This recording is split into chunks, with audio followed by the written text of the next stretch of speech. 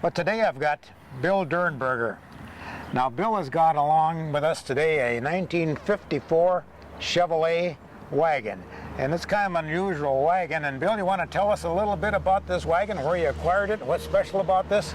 Well, in 1954 they had three models. They had the Bel Air, which was a Townsman, which had seating for 8. And then they had the 210 Handyman, which was basically similar to this. But then they had the 150 Handyman, which is one like this here, where the only stainless on it is the belt molding. It doesn't have any chrome along the side like the 210 and the Bel Air had. The 150 Handyman was probably about as cheap a car as you could buy. It didn't have, well, it wasn't cheap compared to some of the other ones either. There were cheaper ones, but the 54, the 150 Handyman basically was something that people bought for just utilitarian transportation. Utility. Did that have a vinyl interior in them? And then when it did have a vinyl interior, yes, and that the interior on the car is original. The door panels are original and the seats are original.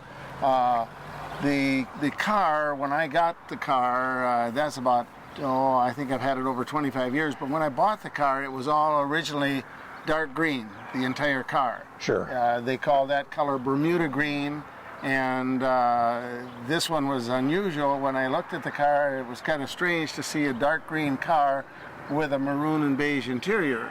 I had never seen anything like that before. Okay.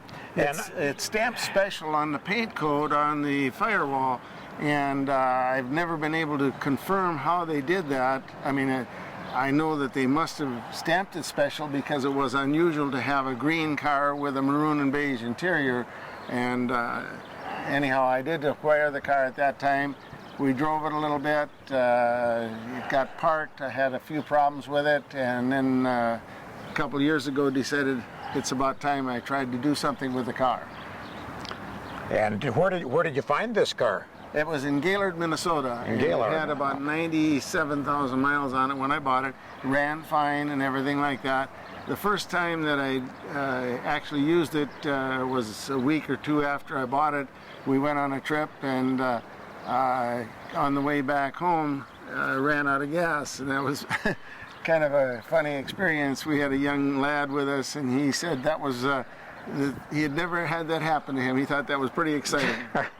I wasn't very happy having to walk to go get a gas can to get gas for it. Right. Now this one, of course, you've dressed it up some, Handyman, but these wheels you've got on here. They're an accessory, and they were available for any one of the models that they built in '54.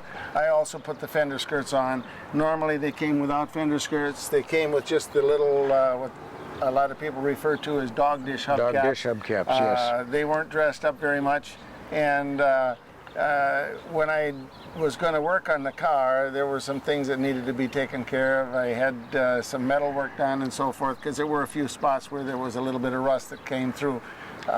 Station wagons, typically in the corner, there's an area where they would rust out. And anyhow, I had that fixed, and one thing led to another, and pretty soon I'm doing more to the car than I had intended to do.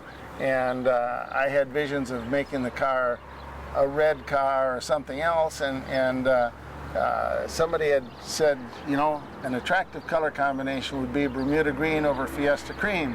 So I thought, well, that sounded pretty good, and I didn't want to get into it too deep, so I didn't turn around and do anything with the upholstery. That was one thing I left alone. So. But this color sure stands out.